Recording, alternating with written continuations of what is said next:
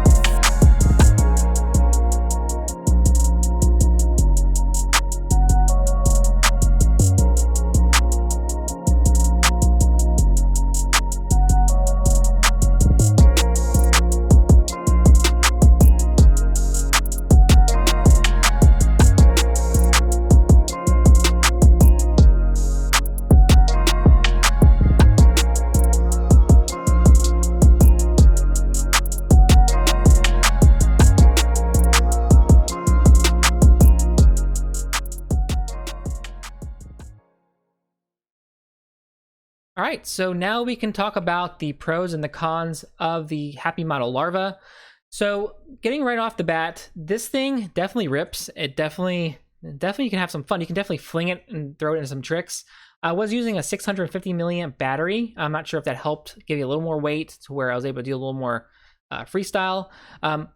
Big thank you to Sidewinder FPV for providing the footage on this. I let him fly this thing around, and he was really enjoying it. But yeah, so let's go ahead and get to video quality. So video quality on this Runcam Nano is actually pretty good, as long as you're not directly in the sunlight. When I was in the sunlight, it did have a little bit of washout in the shadows, and also felt like a little oversaturated, which I probably can change some settings, but this was the default settings exactly in the DVR, not in the DVR, but also in the camera itself settings. So 7 out of 10 on video quality, a little better than the Emax Tiny Hawk Freestyle. Now power, since this is a 3S quad and I can pretty much flick it and do whatever I want with it, I feel like power 9 out of 10 is definitely suitable for this thing. Has more than enough power to do anything you want to do, and has a little bit, flight time is about 2 minutes to 3 minutes on a 650 milliamp battery. So take that as you will. It's a little bit, a little hungry on the battery, but nothing if you're a little conscious of. You can maybe get up to 3 minutes, if you're conscious of it and you're not really pushing it too hard. Now, regarding video and the receiver range, video range is not a problem. It's going to do 200 milliwatts out of the box, and you can set that up with smart audio, which is great. But the receiver range, since I have the D8 version, is a little bit lacking. You get about 2 football fields where it will just hard fail safe and just crash right into the ground. So I would definitely probably recommend either going with the Crossfire if you have a Crossfire setup, or going with the RxSR version of this one, which I'll leave all the versions down below, even the FlySky version if you want to. So it does take an external version as well. You can also put your own receiver on it, so you don't have to just settle with what they have. If you already have some receivers laying around, then put your own receiver on it and don't worry about whatever version you want to buy. So now regarding durability on this, since it is only using one little plate on the bottom and it has this pod here, I'm a little concerned of it just messing up or breaking the flight controller with VTX. So I am giving the durability a 6 out of 10. So the Emax Freestyle did score a little bit better since it does have that sandwiched 2 bottom plate and top plate design. Build quality, since it doesn't have any soldering on it, everything looked fantastic. I didn't see any issues regarding how everything was routed. So 8 out of 10 with build quality, but it's also not that really hard to put this together since there's no real soldering required.